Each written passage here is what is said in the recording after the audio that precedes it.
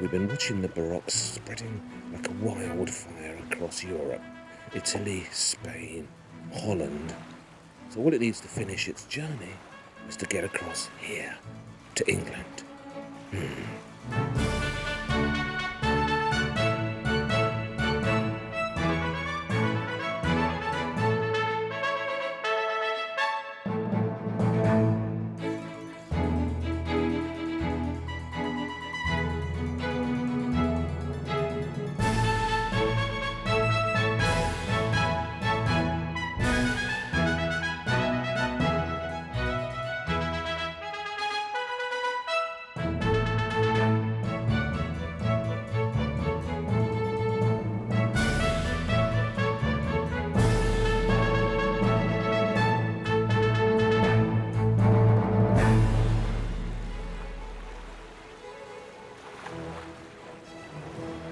Getting to England was no easy journey for the Baroque.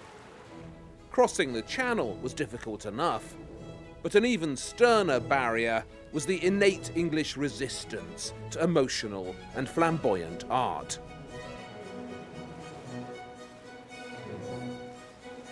By the time the Baroque reached here, in the 1620s or so, England was, artistically speaking, the most backward of the great European powers.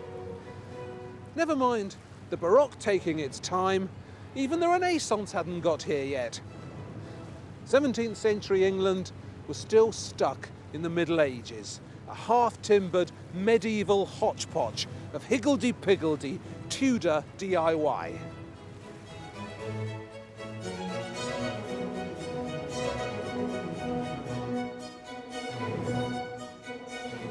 And as always in these turbulent years, the forces holding back progress were fiercely religious. The events of the Reformation had filled the English with rabid suspicion, not just of popish plots, but of popish art as well. As William Prynne, the Puritan agitator, would later put it, there was no welcome on these shores for the sinful, the idolatrous, the abominable, by which he meant art.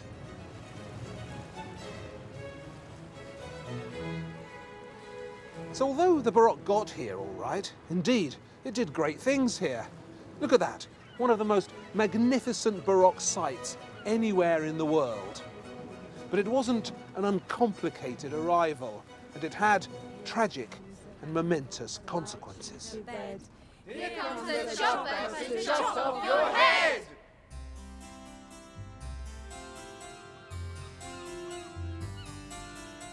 This stupendous riverside vista at Greenwich consists of 3 Baroque firsts. Up on the hill, that charming brick building was the Royal Observatory, begun in 1675, the first purpose-built scientific establishment in the world. The exciting Baroque palace across the front isn't a palace at all, but the first old people's home built to look like a palace.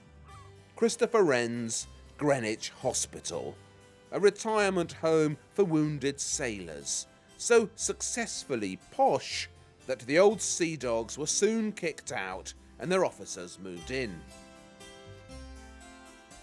But the key building here is the one in the middle, the dinky little white one.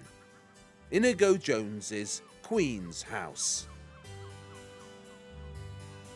It was designed for Anne of Denmark in 1617.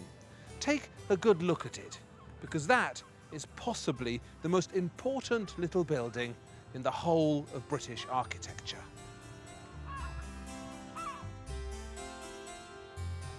Although technically it belongs to the Baroque era, what the Queen's House actually constitutes is the first sophisticated bit of European building to be attempted in England. It's the whole of the Renaissance, as well as the Baroque, rolled into one and arriving in England at last.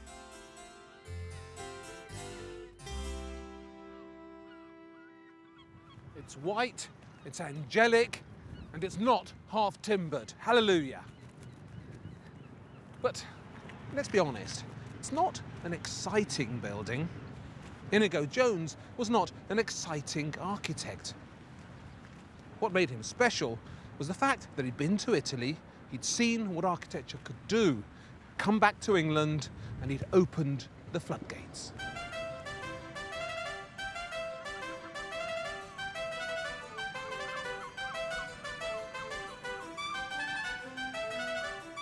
The Queen's house is the tiny crack through which the Baroque poured into England.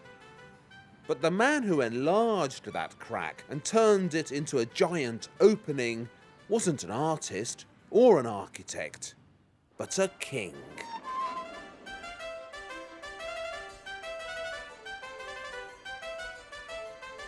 The British monarchy has a patchy record in matters of art. Aesthetic concerns have hardly ever been a priority. With one superb exception. The only king with taste, and the only king whose head we cut off.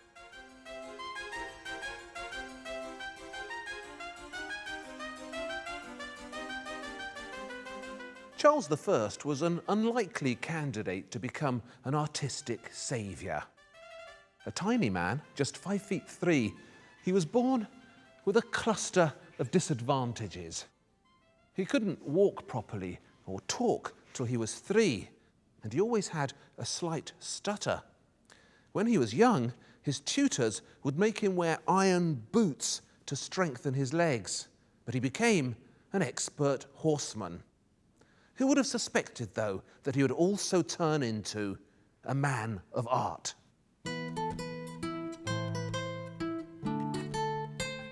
In 1623, when he was 23, Charles was packed off to Spain to fulfill the so-called Spanish mission. The hope was that he would marry the daughter of the Spanish king Philip II, bring peace to Europe, and a huge Spanish dowry back to London. The Spanish marriage plans eventually fell through, thank God. If you remember from the last film, the one set in Spain, the Spanish Habsburgs had bred themselves into a genetic mess. Cousins had married cousins.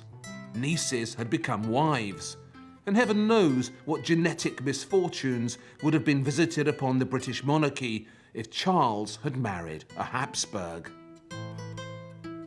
The other problem was the hugely discombobulating fact that the Spanish princess was a Catholic.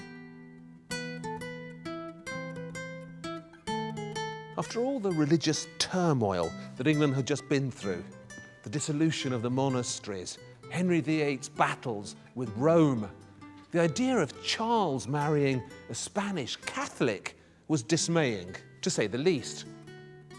But one splendid thing did come out of the failed Spanish mission.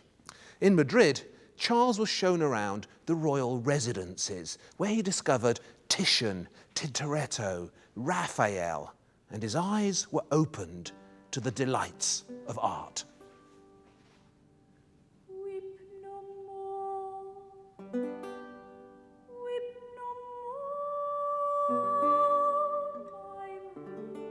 Also in Spain, Charles came into contact with the finest and most successful Baroque painter of these dramatic times, Rubens, the king of flesh. So although the Spanish marriage didn't work out, Charles came back to England a changed man. A man who was mad about art. And it was to prove his downfall.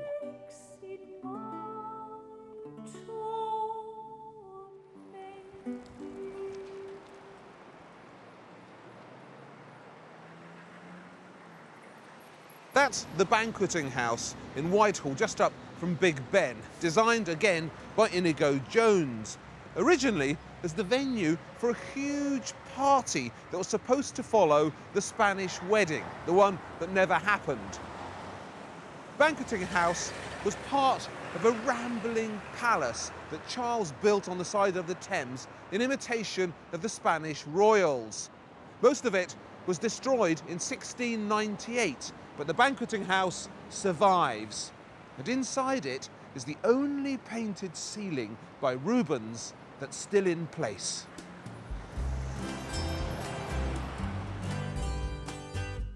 It's been called the greatest painted ceiling north of the Alps, and it's right under our noses in London.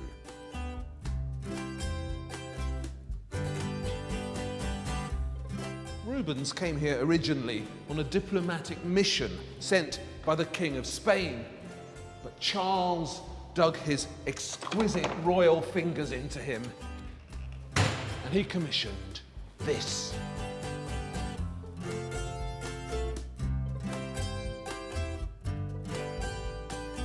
It tells of the union of the crowns of Scotland and England under Charles's father, James I, and of the good things that resulted.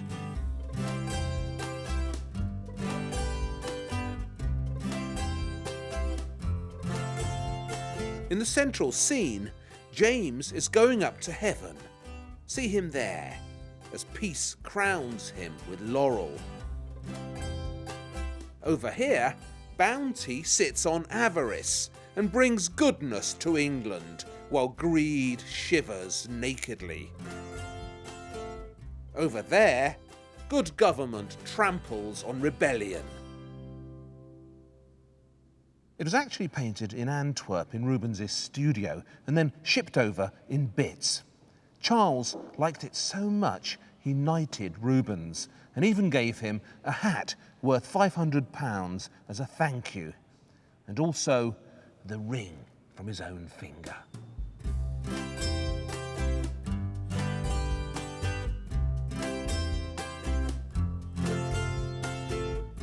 Charles himself appears on the ceiling as a little boy, brought before the king to observe the union of the crowns. When Charles became king in 1625, he would hold court down here, so the union of the crowns would be facing him the right way up.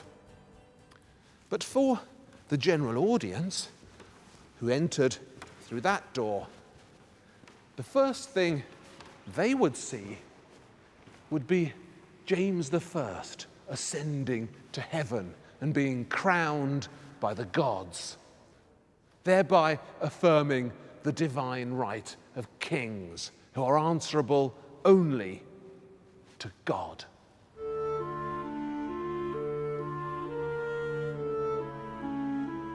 Although it tells the Protestant tale of the making of Great Britain and the union of the crowns, there's a popish air to the banqueting house ceiling.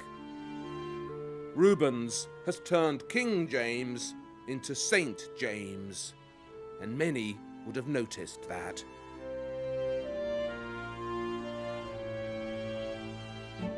Rubens's great ceiling would have been the last art that Charles saw when, a few short years after it was finished, Parliament decided to punish the king for his extravagances by beheading him. But a lot needed to happen before we reach that tragic conclusion. What matters here is the key role played by art in these events.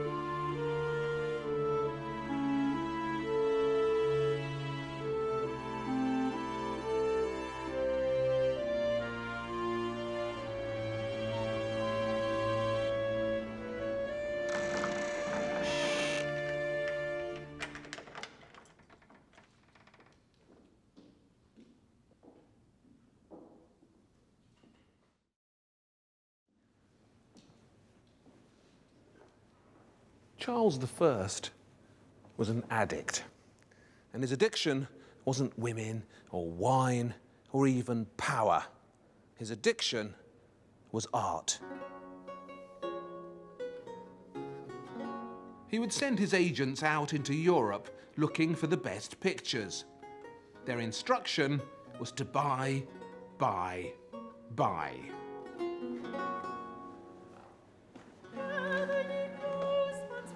There were masterpieces here by Mantegna, Raphael, Leonardo. Charles even bought some Caravaggios. That's how progressive he was. Caravaggio's Death of the Virgin, that magnificent display of Catholic mourning that now hangs in the Louvre, with its fatally slumped Mary, once hung here in England.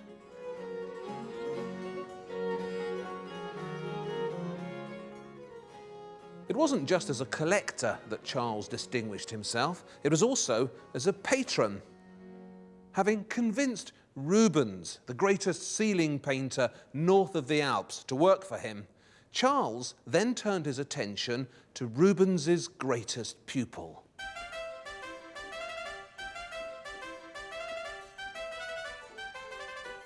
The arrival in Britain of Anthony van Dyck changed everything here. It ushered in the most dramatic years there have been in English painting. Van Dyck opened the door and the Baroque flooded in.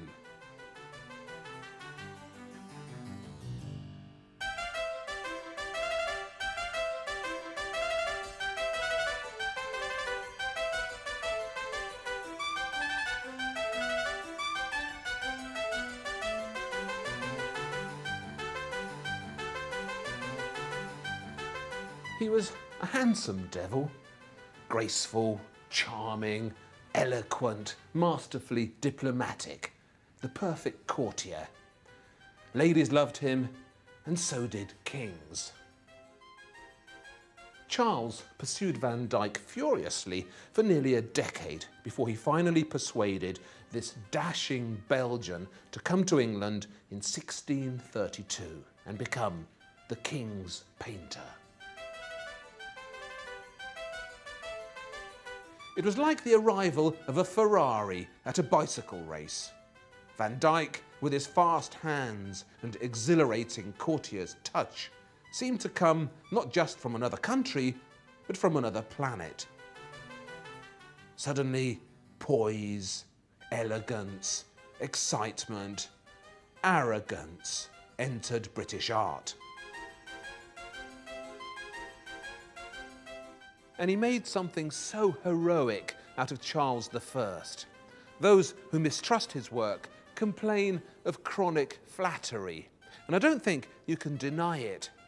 In that stupendous equestrian portrait that still hangs in Buckingham Palace, the little king with the gammy legs has been turned into a heroic knight in armour, riding out on his white steed, Sir Lancelot of Whitehall. Van Dyck worked an even greater transformation on the French princess whom Charles successfully married after his Spanish adventure fell through.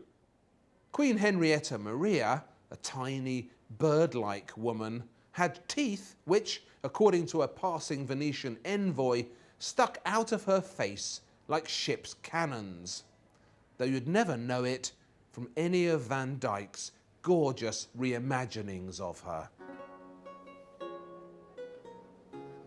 No wonder the king showered him with favours, gave him a house by the river in Blackfriars, knighted him and adored him.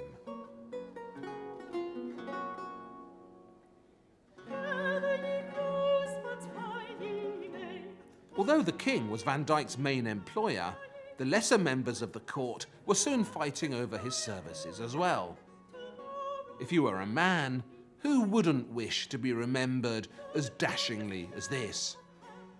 If you were a woman, who wouldn't envy this kind of beauty? But he was more than a flatterer.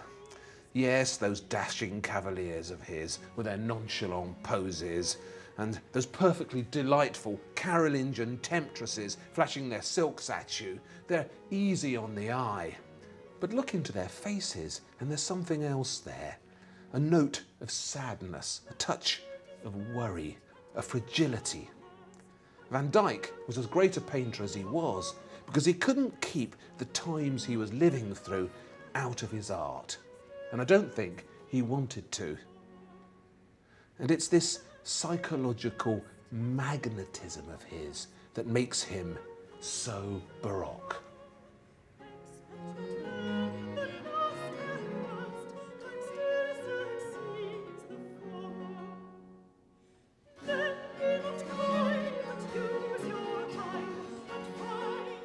Van Dyck's dashing and ringleted cavaliers, with their superb nonchalance, are the perfect pictorial inhabitants of these thoroughly exciting times.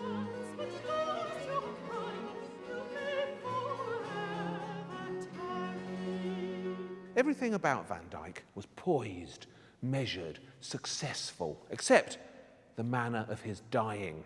He was killed by a miserable fever in 1641 and died in that house that Charles gave him in Blackfriars, aged just 42, tragically young. But he'd changed British portraiture forever, and he'd put an unforgettable face to his era. To be a truly important artist, you see, it's not enough to be talented. You need also to live through truly important times, and your work needs somehow to embody those times. Now, the Fates up there, they know this. Indeed, they plan for it. How else to explain the extraordinary fact that as soon as Van Dyck was dead, the English Civil War broke out? Everything changed. And out of nowhere, it seems, he appeared on the scene.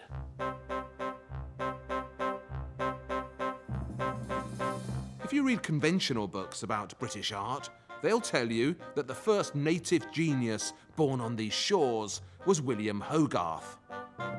But that's not true. The first British-born genius, the first truly dazzling English painter, was born 100 years before Hogarth. He's that handsome fellow in the middle, whose name you probably won't know, even though it's a fine English name. William Dobson. Fate dropped Dobson slap in the middle of one of the most tumultuous, dramatic and tragic epochs in Britain's recorded history, the English Civil War. And if Dobson hadn't been there and put a face to his era, the truth about these dramatic times would have gone unrecorded. Fate gave Dobson this magnificent moment all to himself, and God made sure he was talented enough to record it, unforgettably and brilliantly.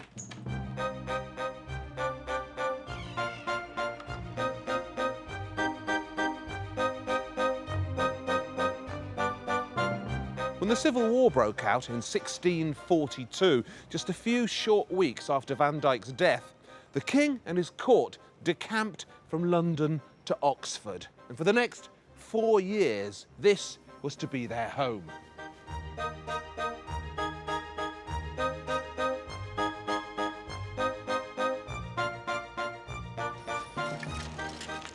All Souls became the royalist arsenal. Magdalen College was where the artillery was parked. The music school was taken over by tailors making new uniforms for the king's men. The Queen lived here in Merton College. The king himself moved into Christ Church College, and the quad was used as a cattle pen for the soldiers.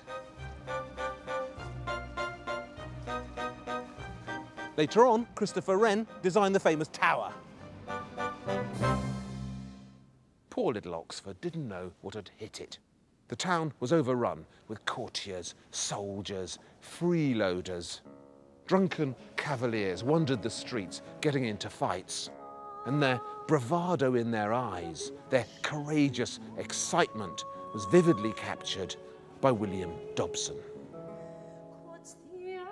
amorous marigold with sighing blush. The king, who always prized his own aesthetic comforts, set up a travelling court for himself here in Oxford. And this man, Nicholas Lanier, was master of the king's music. Now study his face well, because he also appears in that exciting self-portrait we've just been looking at by Dobson.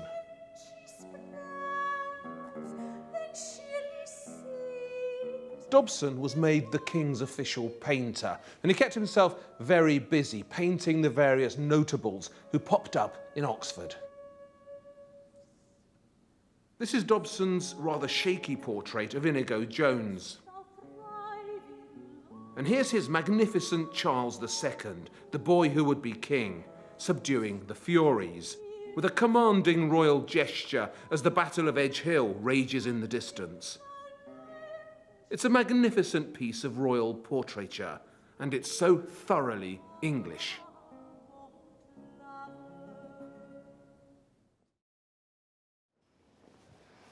Dobson must have worked about the court before the Civil War started, but there's no record of it.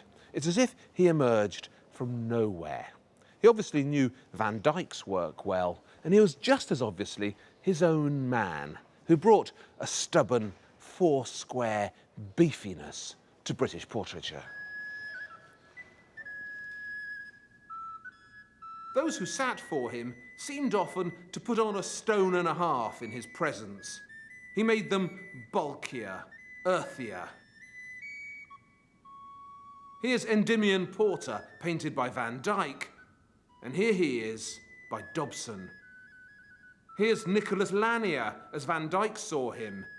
Here's how he saw himself. And here is what Dobson made of him. Inside every Englishman, it seems, there's a Henry VIII waiting to be discovered. It's such lively portraiture. I can't believe Dobson is so obscure. We should applaud him from every historical rafter in England. He was there in the Civil War. He gave it a face. And history thanked him by forgetting him completely and by making sure he suffered the grubbiest of deaths. He died in London in 1646, an alcoholic, they say, penniless, in debt, dumped into an almshouse, aged just 36. The only paintings we know by him were all done in those few short years in Oxford before the war was lost. That was his moment, and how vigorously he seized it. After Dobson's death, the king plotted on for a few more years, but the fates were determined to punish him for his aesthetic extravagances, and arranged an outrageously dramatic finale for him. It all came to a terrible end on January the 30th, 1649. The king was executed outside the very banqueting house that had ushered in his Baroque age. They put up a special scaffold up there. It was an unusually cold day, so the king wore an extra shirt so that no one would mistake his shivering for fear. By all accounts, he went to his scaffold with great dignity, a king ruined, in part at least, by his Baroque obsession with art.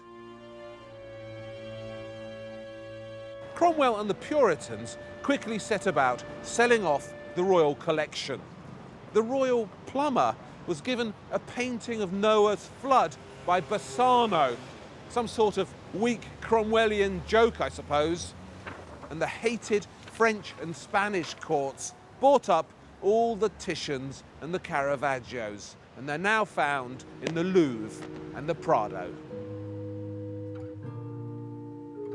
So the story of painting in England more or less ground to a halt, and it was time for another of the great Baroque arts to step up and be counted. It was time for architecture. With a little unexpected help, from the hand of God. Fire, fire. The Great Fire of London in the Devil's Year of 1666 is one of the mythic turning points in the story of the Baroque.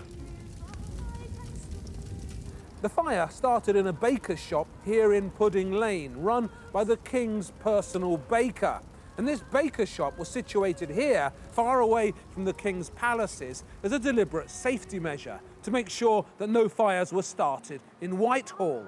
So instead, the Royal Bakery ended up setting fire to the whole of London.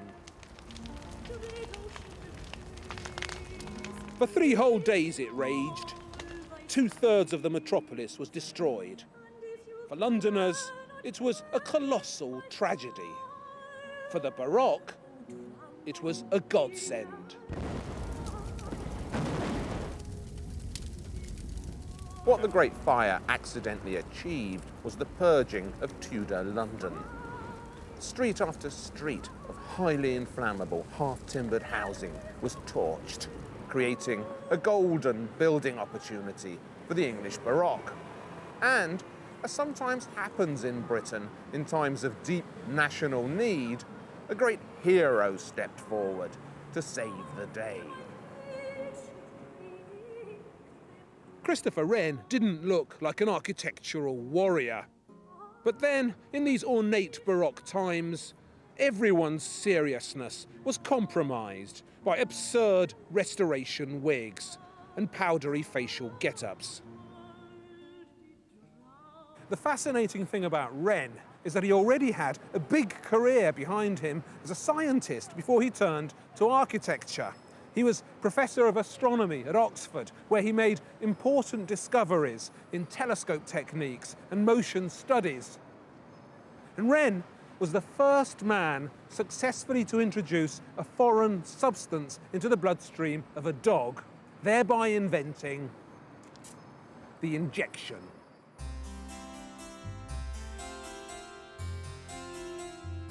Inside that huge Baroque brain of his, Wren was constantly making amazing scientific connections. But how these led him to architecture, God only knows.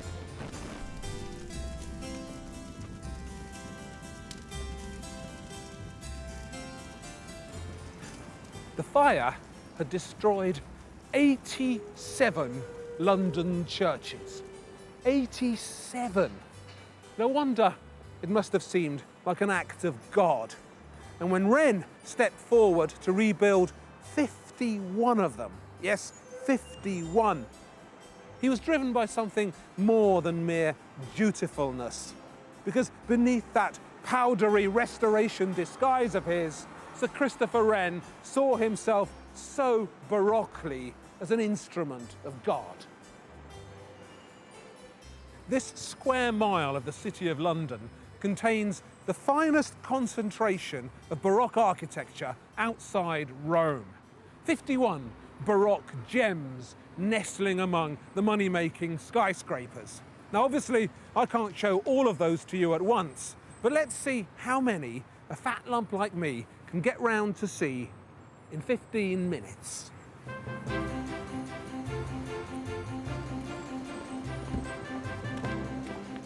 His finest creative energy went into the steeples. The English liked their steeples, Wren knew that. But rather than giving them pointy bits of Gothic that they were used to, Wren came up with things like that. St. Bride's, you know, the modern wedding cake with all the different layers. That was inspired by this steeple. Get it? St. Bride's. St. Mary Le Bow. To be a proper Cockney, you need to have been born within earshot of that fantastical steeple.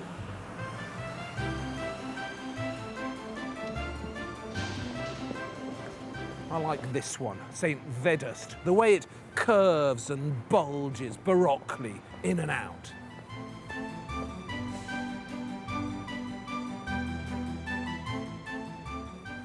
Wren had to invent a new kind of church, an Anglican church. Before, the Church of England had been happy to convert Catholic churches, but he had to come up with something new from scratch. The interiors also needed complete reinvention. This is St Margaret's, Lothbury, the best surviving Wren interior. A bold rectangle with these big wide windows and an air of elegant simplicity. The Protestant interior.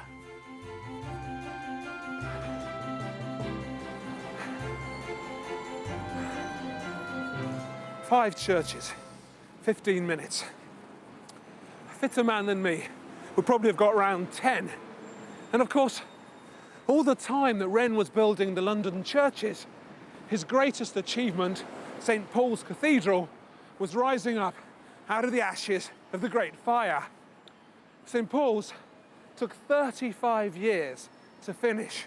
And while we're waiting for that to happen, we should get out of London, expand our horizons, because the Baroque was much too powerful an epidemic to confine itself to the city.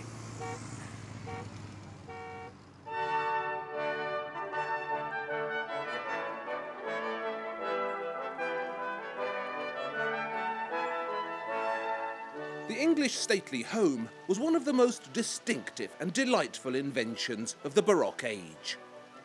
Of course, other nations dotted their countryside with big houses too. But no one else was quite as keen as the British to position excellent architecture in an excellent stretch of landscape. When you look at somewhere magnificently English like Blenheim Palace, you're looking at an outdoor composition in which everything has been placed just so. It's a duet, if you like, between the house and its landscape. And that sense you get here of the whole thing being one entity. No one else did that. That is a fine invention of the English Baroque.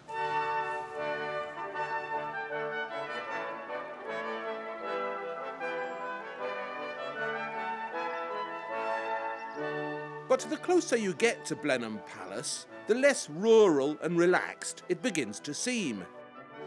Because Blenheim is the greatest and grandest creation of the full-blown English Baroque. The house itself is the handiwork of that fascinating and busy Baroque bee, Sir John Vanbrugh. When you look at portraits of Vanbrugh, it's difficult to take the man seriously. He had the biggest of big hairdos and a puffy, pouty look to him, with his velvets and his lace. But underneath this powdered and billowing Baroque exterior lurked one of the most interesting creative minds that these times produced. Vanbrugh looked like a toff, and he built like a toff, but he actually had fierce democratic leanings. So much so that in 1688 he was imprisoned in the Bastille for seditious and revolutionary behaviour and espionage. He spent 4.5 years in that French jail, and when he came out, he became a playwright, and he wrote that marvellous Restoration comedy, The Provoked Wife, which is probably playing at an Amdram somewhere near you right now. He wrote poems, pamphlets, plays, and managed somehow to become an architect too, and a very quirky one. Blenheim is the largest and most bombastic of Britain's country houses. The only one allowed to call itself a palace. It was built to celebrate the Duke of Marlborough's famous victory over the French at the Battle of Blenheim. So pleased was the British monarchy with the Duke's great victory that they gave him this land and told him to build something suitable on it.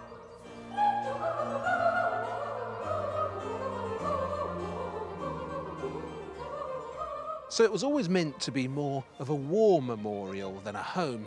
And that's why there is this heavyweight grandeur and seriousness to it. Other English country houses settle gently on the landscape like a butterfly. But Blenheim needed to land heavily like a great big ceremonial cake. And you have to admit, it does that impeccably.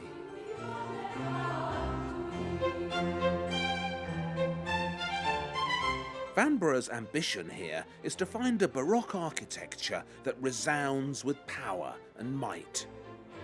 Go round the back and it all gets a little more relaxed and playful. A nice backdrop for the occasional game of cricket. But that's the back. At the front, this is a building that demands your obedience and respect. The era's finest sculptor, Grinling Gibbons, was employed to carve these giant English lions, chewing up the pathetic French cock. And at the top of the house, where no one could miss him, Vanbrugh placed a giant captured bust of the defeated Sun King Louis XIV, so that visitors could mock him as they entered the house. While the outside of Blenheim puffs out its chest and demands your obedience, the inside puffs out its chest and demands that you dress properly for dinner. That great English warrior, Sir Winston Churchill, was born at Blenheim, of course, and some of its military mood was his inheritance. Visitors entered into here, where they'd be overwhelmed by all this mighty Baroque architecture, with its militaristic air. Then they'd be led through here, underneath the minstrel gallery, into Blenheim's great saloon, its most surprising sight. An illusionistic courtyard that turns the inside of Blenheim into an outside.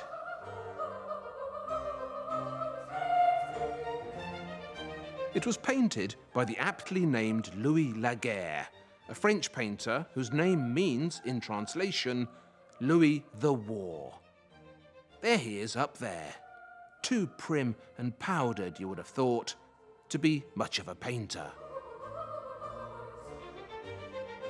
Laguerre came up with an illusionistic ring of balconies on which has gathered a pretend audience of international visitors to Blenheim from the four corners of the earth, from France, from Spain, from China, and from wherever that is.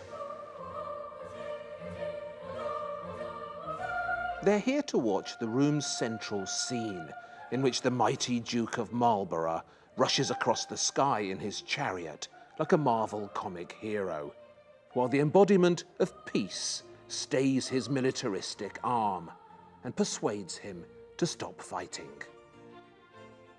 It's a decent bit of Baroque hack work, and it does its job well enough, faking up some grandeur and illusionism for these stately rooms, and throwing in some handy propaganda for peace.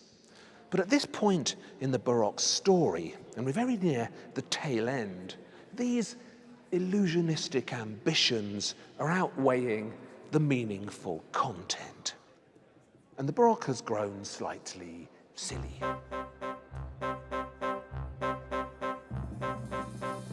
That's inside the fake interior of Blenheim, and it's not something you could ever say of the palace's exterior. Blenheim on the outside is a masterclass of Baroque invention. These weird towers, for instance, how strange and unexpected are they? Or this peculiar cluster of bold architectural sculpture. Who on earth came up with this? Vanbrugh came late to architecture. He was basically an amateur, so he needed some professional help to achieve all this. And while The grandeur and the bombast that you see here is definitely Vanbragh's handiwork. Much of the architectural brilliance is due to someone else.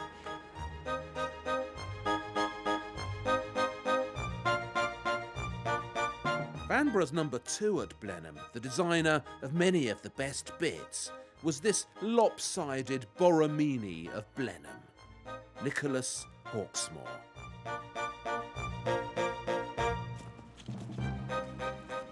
Hawksmoor was the most inventive and madcap architect these shores have produced. If things look excitingly strange in British Baroque architecture, the chances are Hawksmoor did it.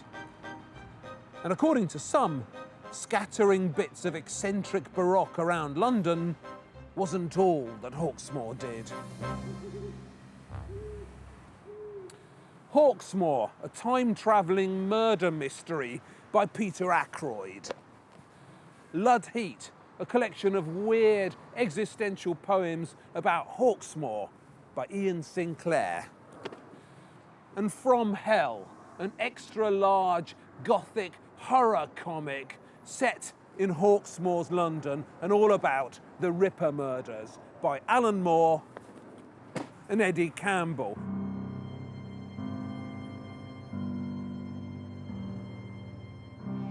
All of these excessively fruity tomes accuse Britain's most mysterious Baroque builder of being the architect not just of buildings, but also of evil. Mind you, wandering around the churchyard of a Hawksmoor building at twilight in the autumn is a distinctly spooky experience. His buildings definitely have a psychological presence. It's the Baroque getting inside your head again. In 1711, the British Parliament passed some new legislation providing tax money to build 50 new London churches. In the end, only a dozen of them were finished, 6 of them by Hawksmoor. He also designed the towers of 2 of the other ones, and these London churches are Hawksmoor's most important Baroque achievements. Now, I've marked out their positions on this London map. So over here is St George Bloomsbury. That's the one with the strange ziggurat for a steeple and the statue of George I on the top. Very peculiar building. And over here is Christchurch Spitalfields. Now, it's around this church that all the Ripper murders were supposed to have taken place. It's the one with the pointy Gothic steeple. Now, out here is St Anne's Limehouse, this one here with the strange obelisk in front of it. In the centre of the city, right in the centre, St Mary Woolnoth, very peculiar looking building. And over here, St George in the east, the one with a Spanish look to it. Now, Hawksmoor also designed these 2 towers, not the whole church, but the 2 towers for other people's churches. There's St Luke's Old Street, which is over here, and St John's Horsley Down. That was down here, south of the river. Now, according to this book here, Lud Heat, Ian Sinclair, if you join up these Hawksmoor churches with their positions here, what you get is a diagram that bears an uncanny resemblance to an ancient Egyptian hieroglyph. Down here, the last of the Hawksmoor churches, St Alphege, Greenwich, the one with the huge keystones. And that's the final bit of the jigsaw, which makes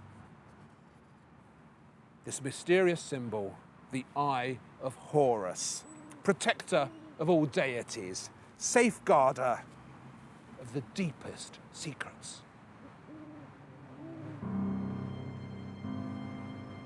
And this mad idea that Hawksmoor deliberately planned the position of his churches so that they formed this mysterious ancient diagram, reaches its crescendo in this great big comic book where Jack the Ripper's murders and the secrets of the Freemasons and the position of Hawksmoor's churches and all manner of weird hocus pocus that I can't begin to understand is mixed together in a mysterious Baroque soup.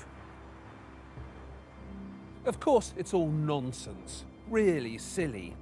But what isn't nonsense is the atmosphere of Hawksmoor's work, which is, take it from me, doomy and unsettling.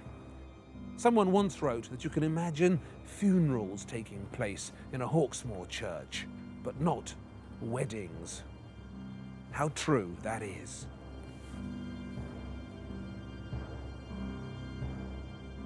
These looming, oversized and madly inventive slabs of architectural sampling are some of the strangest concoctions the Baroque ever came up with. What is that on top of St. George's, Bloomsbury? And whoever saw a zigguratic pyramid atop an Anglican church? In Hawksmoor, the English Baroque grows very eccentric. His architecture mixes things that have never been mixed before. Mexican, Gothic, Greek, Egyptian. And it's the very unexpectedness of this mix that makes it unmistakably Baroque. Do I like it? Not always. Do I recognise genius in here? Of course. Is it the greatest achievement of the English Baroque? No. But that's only because this is.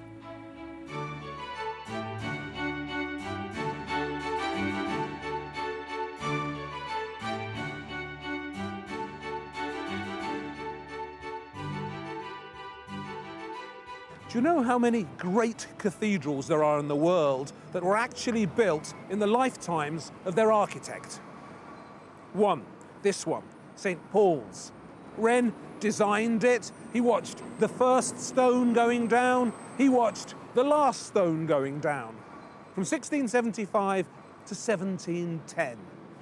35 years. What an achievement.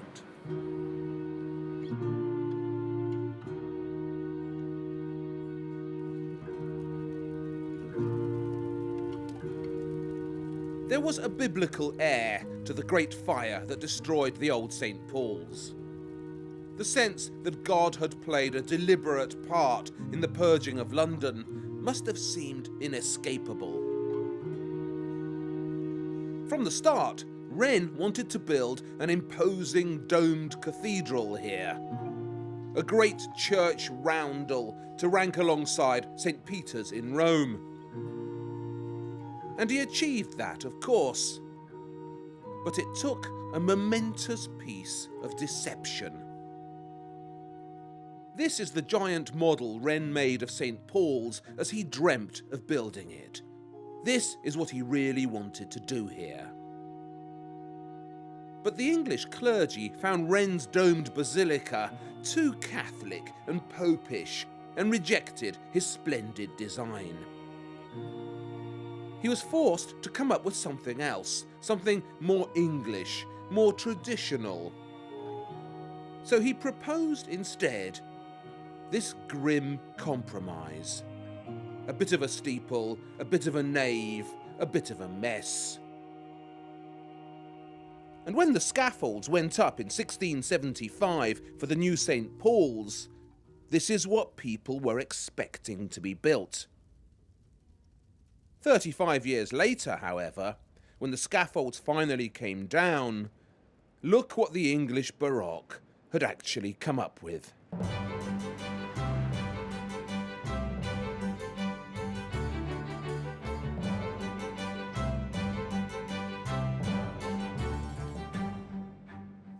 Wren had lied through his teeth about what he was going to build.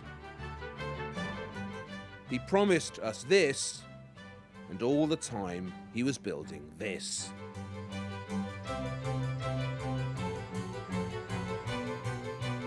St. Paul's was never what it seems to be.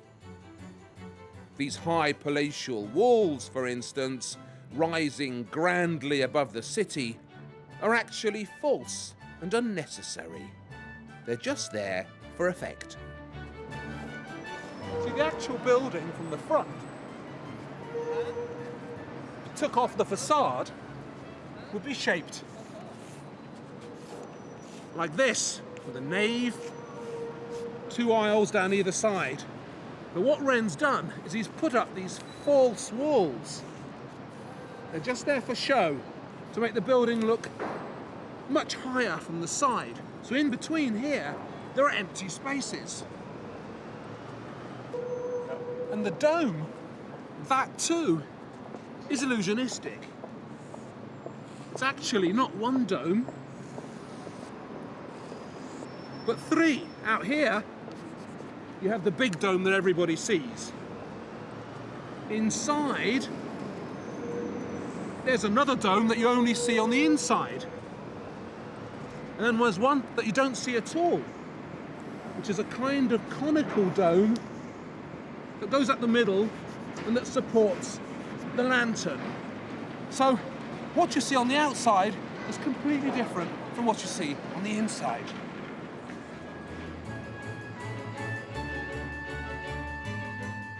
So Wren got his popish cathedral in the end. He promised us an ugly English compromise. Instead, he connived to bring us a soaring ecclesiastical masterpiece that wouldn't look too out of place in Rome itself.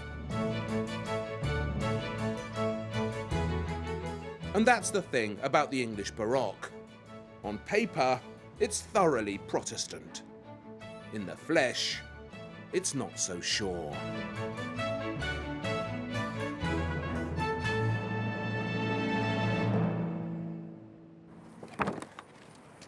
We began this series in Rome, in front of St. Peter's. And I told you that we'd follow the Baroque from Rome to London, from St. Peter's to St. Paul's. Now, here we are at the end of the journey, and we've watched the Baroque squiggling its way through the entire 17th century, always pushing, expanding, changing. We've seen the Baroque grow thunderous and huge as it sought to batter us into submission. And we've watched it go plaintive and sad as it tried to get inside our minds and our hearts. We've watched it rope in all the other arts for support, sculpture, architecture.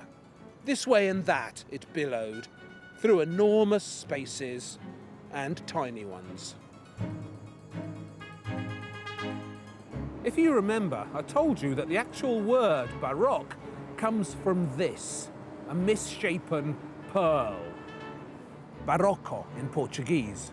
And if you are expecting this series to follow a straight line, you'll be disappointed, because the Baroque didn't do straight lines. But there is something that unites all these magnificent sights and spectacles and makes them typically Baroque. Something powerful that brings everything together. It's the need to be noticed. The Baroque built big because big things have a big impact. It dazzled you with its illusions and caught you up in its psychology because it wanted your time and your attention. It was the first art movement to realise that being good wasn't enough. You needed also to make an impact. It's a lesson the arts have never forgotten. If you want an audience, get out there and grab it.